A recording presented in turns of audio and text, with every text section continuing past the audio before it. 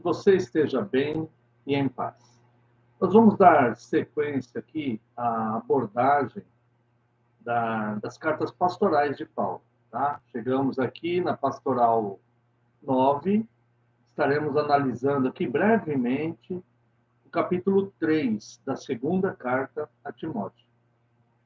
Os primeiros versículos vai falar das corrupções dos últimos dias. O apóstolo Paulo ele faz uma, uma profecia de como seriam os homens dos últimos dias. E é interessante que nós, ao lermos esses primeiros versículos, nós podemos ver claramente que, de fato, os homens hoje em dia, né, quando se diz homens, está se referindo às pessoas, né, homens e mulheres. De fato, as pessoas são assim mesmo hoje em dia. Não todos, obviamente, mas é muito fácil identificarmos, né, que muitas pessoas hoje em dia são assim como está descrito aqui no início do capítulo. Então vamos ler aqui até o verso 5. Sabe, porém, isto: nos últimos dias sobrevirão tempos difíceis, pois os homens serão egoístas, avarentos, jactanciosos, arrogantes, blasfemadores, desobedientes aos pais, ingratos, irreverentes, desafetos, implacáveis, caluniadores, sem domínio de si, cruéis, inimigos do bem, traidores, atrevidos, enfatuados, mais amigos dos prazeres que amigos de Deus. Tá? Aqui nós lemos até o verso 4. Então, o apóstolo Paulo vai falar, sabe, porém, isso porque ele, no capítulo 2, ele vai terminar dizendo que é necessário que o servo do Senhor não viva a contender com pessoas, mas que discipline com mansidão aqueles que se opõem, né, na expectativa que Deus lhes conceda arrependimento, o retorno à sensatez, livrando eles do laço do diabo e tudo mais. Por isso ele começa falando, sabe, porém, que é uma continuidade, então, do final do capítulo 2. E ele fala, sabe, porém, nos últimos dias sobrevirão tempos difíceis. Bom, é inegável que estamos vivendo, de fato, tempos difíceis, muito difíceis. A questão, sempre houveram tempos difíceis no mundo. Tá? Então, se você olhar pela questão de guerras, faltas de leis e uma série de coisas, talvez até no passado houve tempos piores do que esse que nós estamos vivendo hoje. Mas acontece que esses tempos são dias difíceis, angustiosos, não por causa propriamente dessas circunstâncias de guerras e de outras circunstâncias conforme aconteceram no passado, mas sim porque a postura individual dos homens sofreria uma mudança. O pensamento e as preocupações das pessoas, os interesses das pessoas sofreriam uma mudança. E essa mudança que sofreria o pensamento, o interesse das pessoas, refletirá numa sociedade formada pelo individualismo. Pessoas, conforme estão descritas aqui, né? Egoístas, avarentos, jactanciosos, arrogantes, blasfemadores, desobedientes aos pais, ingratos, irreverentes, desafeiçoados. Desafeiçoado é aquele que não tem a afeição natural. A afeição natural é o homem gostar de mulher e a mulher gostar de homem. Implacáveis, caluniadores, sem domínio de si, cruéis, inimigos do bem, traidores, atrevidos, enfatuados, mais amigos dos prazeres do que amigos de Deus. Então, pessoas assim sempre existiram, sempre houve No entanto, não com uma intensidade tão grande como nos últimos dias, onde muitas pessoas estarão vivendo desta maneira, conforme está descrito aqui. Então,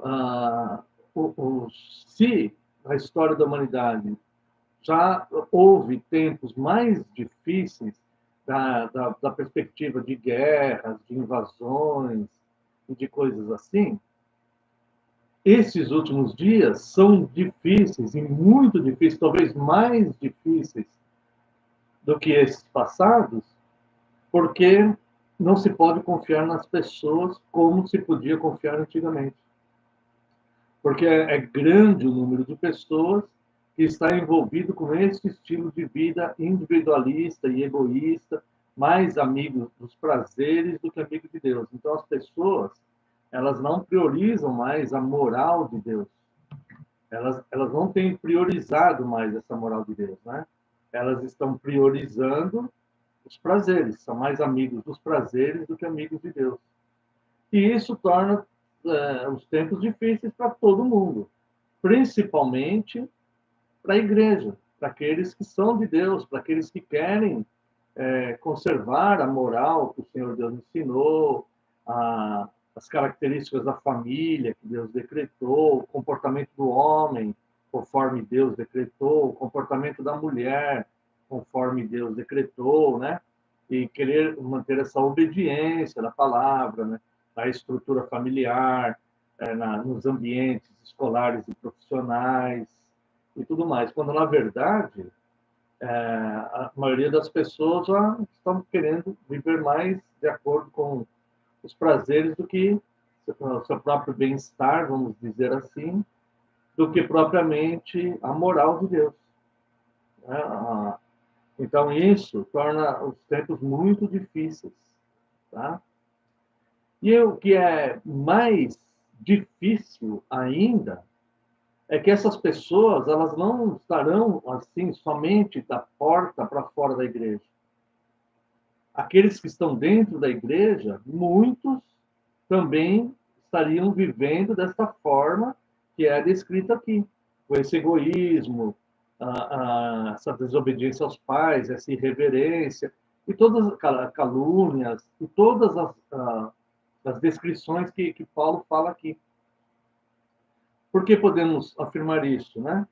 Porque isso não se refere somente aos de fora, mas também a muitos que estão dentro da igreja. Porque Paulo, ele fala aqui no verso 5, ó, tendo forma de piedade, negando-lhe, entretanto, o poder. Foge também desses. Então, esses estão convivendo no meio da fé. Eles não são convertidos, conforme nós vamos ver aqui, mas eles estão misturados junto com aquele que é de fato eleito, que é de fato cristão, que é de fato está querendo viver a vida de acordo com os padrões morais de Deus.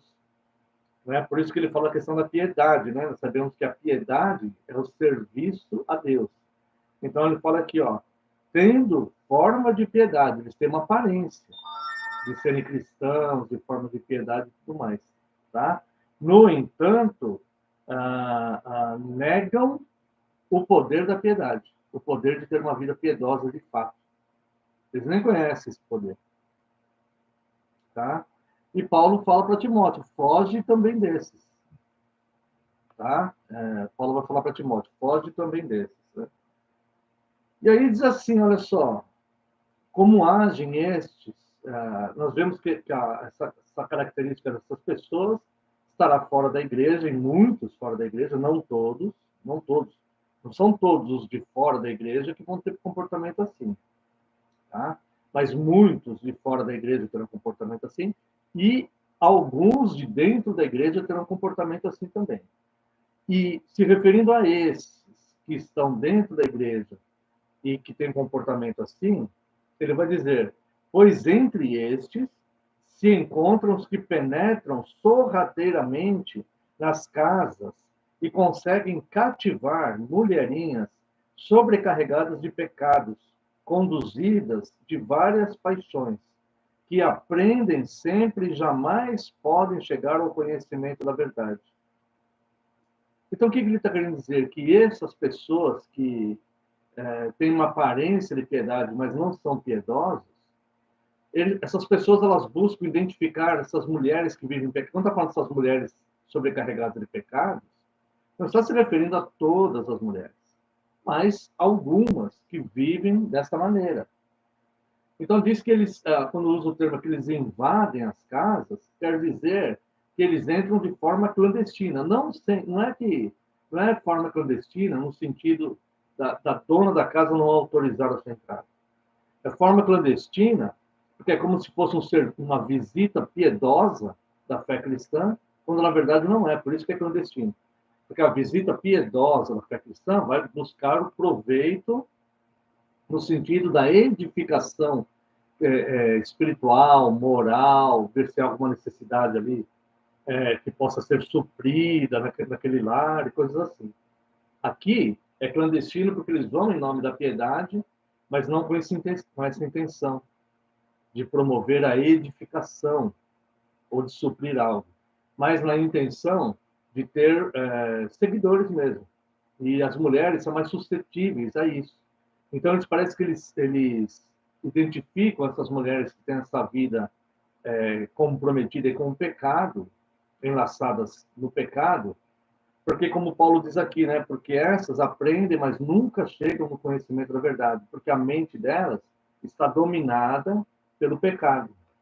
Então, elas nunca chegam ao conhecimento da verdade, como Paulo fala ali aos Coríntios, né? Quando ali se refere aos judeus, quando eles têm Moisés, parece que tem um véu sobre o coração que eles não têm a liberdade de ter sobre Cristo, o Espírito Santo e tudo mais. Aqui, elas estão tão envolvidas pela situação do pecado que elas aprendem, mas elas não têm discernimento para perceber a verdade. Elas não conseguem discernir a verdade e a mentira. Então, esses falsos irmãos que têm uma aparência de piedade, mas vivem com essas características dessas pessoas e dos homens dos últimos dias, que foi lido aqui, eles parecem que eles identificam essas mulheres e entram de forma clandestina, ou seja, como se fosse em nome da piedade, mas não, com outro objetivo, e tornam essas mulheres cativas, elas acabam seguindo eles. Elas acabam simpatizando com eles, porque ela está sem a liberdade de perceber a verdade, ela está envolvida pelo pecado, então ela não vai ter discernimento, e o que ele falar, ela vai aceitar como a verdade piedosa, e ela vai seguir ele, e ele, por sua vez, vai incentivá-la na prática dos pecados, ou fazer vista grossas a isso, e tudo mais. Tá? Verso 7. Que aprendem sempre e jamais podem chegar ao conhecimento da verdade. Então, elas, nesse estado que elas estão, elas jamais vão chegar ao conhecimento da verdade. Por isso, vão seguir os falsos irmãos. Tá? Vai ser necessário aí uma ruptura dessa questão do pecado, um choque, uma conversão mesmo. Porque senão ela vai escambar daí para baixo. Né? E vai seguir o engano, as doutrinas do engano. E ele explica aqui, olha, verso 8. E de modo, porque Janes e Jambres resistiram a Moisés, também estes resistem à verdade. São homens de todo corrompidos na mente, réprobos quanto à fé.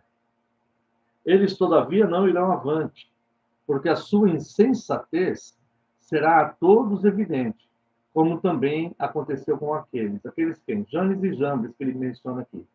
Ele compara esses homens com Janes e Jambres. Janes e Jambres eram os dois magos do faraó, na época em que Deus levantou Moisés para libertar o povo do Egito, né? Então Deus enviava as pragas, Deus fazia algum sinal, e Janes e Jambres, eles faziam sinais parecidos. Até certa vez Moisés joga o seu cajado no chão e ele se transforma numa serpente. Janes e Jambres jogam também o cajado no chão e ele também é serpente. Só que aí a serpente que era do cajado de Moisés vai e engole a serpente que era do cajado de Janes e Janes. Tá? Então, Paulo compara esses falsos irmãos com Janes e Jambres, porque eles trabalham com a questão da ilusão. Parece que eles estão fazendo os mesmos sinais que Moisés fazia, parece que eles estão fazendo as mesmas obras que a igreja fiel está fazendo, mas não. Por isso eles estão entrando de forma clandestina e enganando pessoas que estão ainda sem discernimento espiritual, porque ainda estão escravizadas pelo pecado. E conforme Paulo fala aqui, principalmente mulheres. Tá? Eles, todavia, não irão avante, porque a sua insensatez será a todos evidente, como também foi de Janes e Janes. Depois disso, Paulo elogia a Timóteo por sua firmeza, né? Exorta Timóteo a permanecer na verdade, né? Aqui vai do verso 10 ao verso 13. Vamos ler. Tu, porém, tens seguido de perto o meu ensino, procedimento, propósito, fé, longanimidade, amor, perseverança. Aqui Paulo está dizendo o seguinte: você tem seguido de perto os meus ensinos. Então, lembrando, né, que Paulo ele fala que é para Timóteo aprender o que ele ensina e ensinar os outros o que Paulo ensina, para outros fiéis instruírem a outros o que Paulo ensina. Isso porque Paulo era apóstolo e recebia a inspiração do Espírito Santo. Tá? Então, não existem novas revelações, não é porque a pessoa é pastor ou presbítero que ela está dotada para ter novas revelações. Não existem novas revelações. A revelação acerca das doutrinas, da fé cristã, o futuro, estão encerradas nas Escrituras. Hoje, o Espírito Santo nos ilumina através das Escrituras. Deus fala conosco, dentro da nossa situação atual, através das Escrituras. Então, não existem essas novas revelações, né? Então, Paulo está dizendo que Timóteo, ele está seguindo de perto o ensino. Mas não só a sã doutrina, também o que ele percebe na sinceridade da conduta de Paulo. Então, ele fala aqui, tu tens seguido de perto o meu ensino, procedimento, propósito, fé, longanimidade, amor, perseverança. Então, todas essas virtudes, Paulo diz aqui, reconhece aqui, que Timóteo estava imitando nele. Paulo talvez tenha sido o maior imitador de Cristo, do seu ministério, né? Nós temos que ser imitadores de Paulo, imitadores de Cristo, tanto quanto nós pudermos. O nosso esforço deve ser nessa direção, de sermos imitadores do que é certo, termos por padrão e exemplo o que é certo, o que é santo, o que é aceitável, o que é de boa fama, o que é uma virtude, o que há edificação, o que há proveito, os verdadeiros valores, aqueles que apresentam os verdadeiros valores. E fugirmos, como Paulo fala, foge desses que têm aparência de piedade, mas não são, eles vivem com essas características dos homens dos últimos dias. E além de todas essas virtudes que Paulo fala aqui que Timóteo seguia de perto, Paulo fala sobre a sua própria as perseguições que ele sofria. Né? Verso 11: as minhas perseguições e os meus sofrimentos, quais me aconteceram em Antioquia, Icônio e Listra. Que variadas perseguições tenho suportado. De todas, entretanto, me livrou o Senhor. Então veja que Paulo acaba dando um testemunho acerca da palavra de Deus, né? Que diz: muitas são as aflições dos justos, mas o Senhor os livra de todas. E Paulo, como apóstolo, nós já tratamos isso, né? Escolhido por Deus para sofrer pelo Evangelho, os apóstolos, eles sofreram muito pelo Evangelho, né? Cristo sofreu muito pelo Evangelho, né? E ele, de todas as aflições que ele passou, ele fala que o Senhor nos livrou de todas. Tá? Então, ele faz aqui um elogio a Timóteo por seguir de perto essa característica positiva, essas características positivas, desde a sã doutrina até a conduta de Paulo, aproximar-se dele no sofrimento dele, né? Não abandoná-lo no sofrimento, como muitos fizeram, né? Nós já vimos aqui que Paulo falou: todos da Ásia me abandonaram, né? Isso é muito forte, né? Então, e além de elogiar, Paulo exorta Timóteo a permanecer leal à verdade. Enquanto nós respirarmos, nós temos que nos esforçarmos para permanecermos leais à verdade. Porque a salvação é daquele que persevera, né? A doutrina da perseverança dos santos. O santo perseverará na fé, né? Aquele que perseverar até o fim será salvo. Então não adianta uma vida toda de boas ações e esmorecer no final. Nós vamos perseverar até o fim, tá? Então por isso que Paulo fala: você tem seguido de perto, estou te elogiando, reconhecendo que você tem seguido essa doutrina que de mim tem aprendido, e também a conduta, né? A conduta positiva que eu tenho testemunhado para você. Nas minhas perseguições e aflições, você se aproximou de mim, nota 10. Mas continue assim, porque senão tudo isso vai por água abaixo, né? Então continue leal à verdade. Porque perseverar até o fim é o que será salvo, né? Aí vem o versos 12 e 13. Ora, todos quantos querem viver piedosamente em Cristo Jesus serão perseguidos. Mas os homens perversos e impostores irão de mal a pior, enganando e sendo enganados. Quando nós lemos somente o 12, todos quantos querem viver piedosamente em Cristo serão perseguidos, esse versículo isolado pode trazer um susto para alguém. E a pessoa pode falar: então não quero não. Tá? Mas só que existe o versículo 13. O versículo 13 mostra que o ímpio ele vai sofrer mais. Mas os homens perversos e impostores irão de mal a pior. Infelicidades, depressões, tristezas, mais e mais, enganando e sendo enganados. À medida que eles vão enganando os outros, eles também vão sendo enganados. É a lei da semeadura. O que o homem plantar é isso que ele vai colher. Então, o que nós vemos aqui? Os que querem viver piedosamente em Cristo, a piedade é o serviço para Cristo, serão perseguidos. E serão mesmo, tá? Mas só que os outros irão de mal a pior. Passarão situações piores do que essa perseguição que nós passamos, embora eles não saibam disso.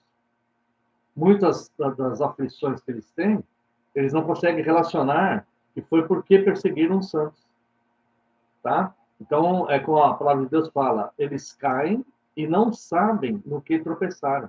Eles não conseguem, quando eles caem, eles não conseguem relacionar que aquela queda foi onde foi o motivo de tropeço deles, que foi justamente investir contra a igreja e os santos, tá?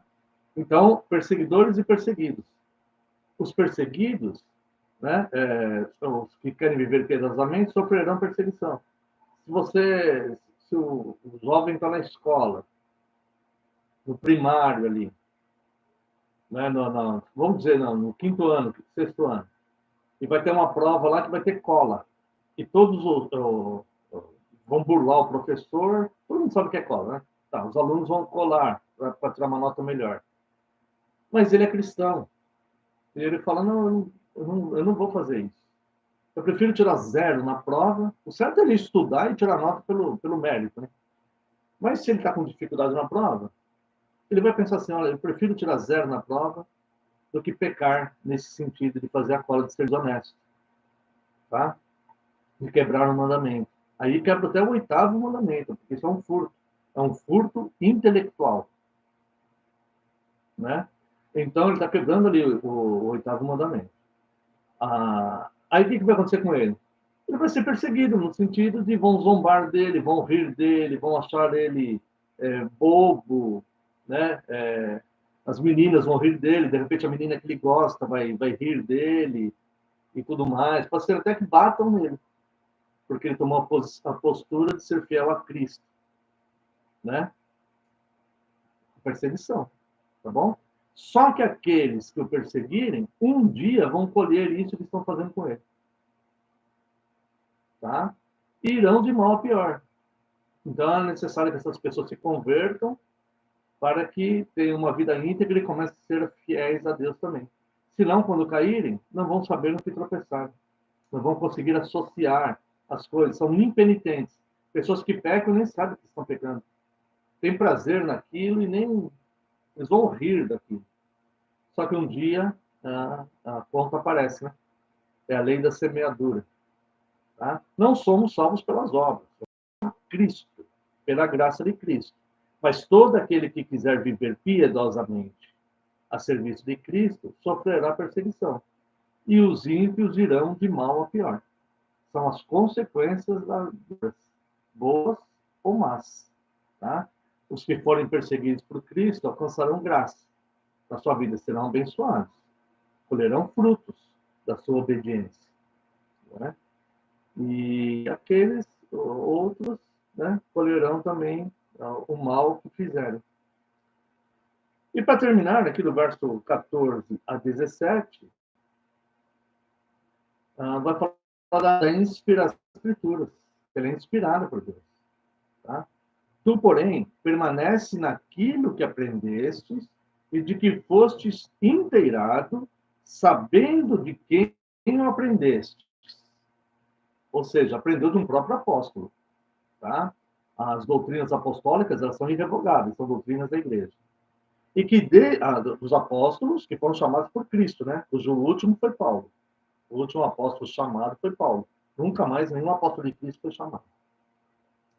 E que desde a infância sabe as sagradas letras e as escrituras, a Bíblia, que podem tornar-te sábio para a salvação pela fé em Cristo.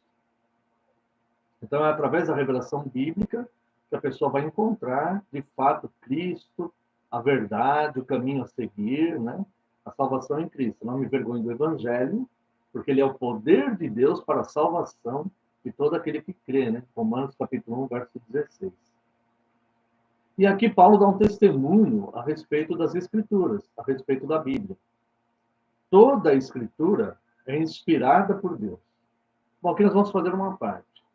Isso é muito importante lembrarmos hoje. Porque tem pessoas que falam que a Bíblia contém a palavra de Deus. Não, não é isso. A Bíblia é a palavra de Deus. A Bíblia não é um livro que, em parte, é a palavra de Deus e, em parte, não é. Não é um livro que alguma coisa é uma revelação de Deus e outra não. Aqui está dizendo que toda a Escritura é inspirada por Deus.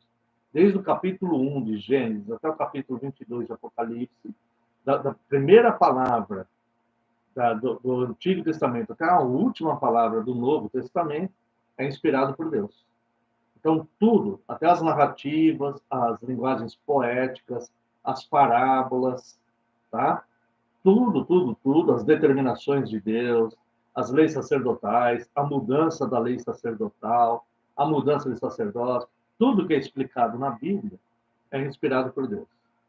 A liberação para comer animais imundos, a proibição de comer animais imundos, a liberação de novo de comer esses animais, tudo, tá? A guarda dos 10 mandamentos, tudo isso é inspirado por Deus. A ratificação dos 10 mandamentos no Novo Testamento, tudo isso é inspirado por Deus. Então não é que a Bíblia contém a palavra de Deus, a Bíblia é a palavra de Deus. Ela é a revelação de Deus, tá? Então, nós não podemos desprezar nenhuma parte da Bíblia em detrimento à outra. Essa parte eu aceito, essa outra parte não. Ela toda é inspirada por Deus. Por isso que uma doutrina, ela não pode ser feita em versículos isolados. Ela tem que ser contextual, ela tem que estar de acordo com informações cruzadas na Bíblia, contextualidade e tudo mais, para de fato uma doutrina. Verso 16. Toda escritura é inspirada por Deus. E aqui vem a utilidade da escritura, né? Útil para o ensino, para a repreensão, para a correção e para a educação na justiça. Então, o verdadeiro convertido, ele tem que ter a humildade de se submeter às Escrituras a este ponto. Coisa que os homens dos últimos dias vão ter dificuldades, né? As pessoas que vivem como nós vimos aqui, com aquelas características do começo do capítulo aqui, têm dificuldade de ter a humildade de se submeter a isso aqui. Toda escritura é inspirada por Deus. Repreensão. Hoje em dia ninguém quer ser repreendido. Ninguém quer ser corrigido. As pessoas, quando são corrigidas, repreendidas, elas se voltam contra aquele que tentou corrigi-la. Tá? Útil para o ensino, para a repreensão, para a correção, para a educação na justiça. A justiça de Cristo. Porque nós não temos justiça própria. Nós somos justificados por Cristo. Então, a palavra de Deus ela é útil para a educação na justiça. E com um propósito bem definido aqui no verso 17. A fim de que o homem de Deus seja perfeito e perfeitamente habilitado para toda boa obra. Então, somente com a ação de Deus em nós, nós vamos de fato ter uma vida piedosa em Cristo. E mesmo que perseguidos, não se iluda achando que só nós sofremos, não. Os perseguidores, eles irão de mal a pior. Eles podem estar rindo no momento da perseguição, mas o futuro é a lei da semeadura. Tá bom? Então, terminamos aqui Pastorais 9, terceiro capítulo da segunda carta de Paulo a Timóteo. Esperamos, na outra semana, analisarmos, então, o quarto capítulo da segunda carta a Timóteo e depois a carta a Tito para encerrarmos as pastorais. Que Deus abençoe a sua vida.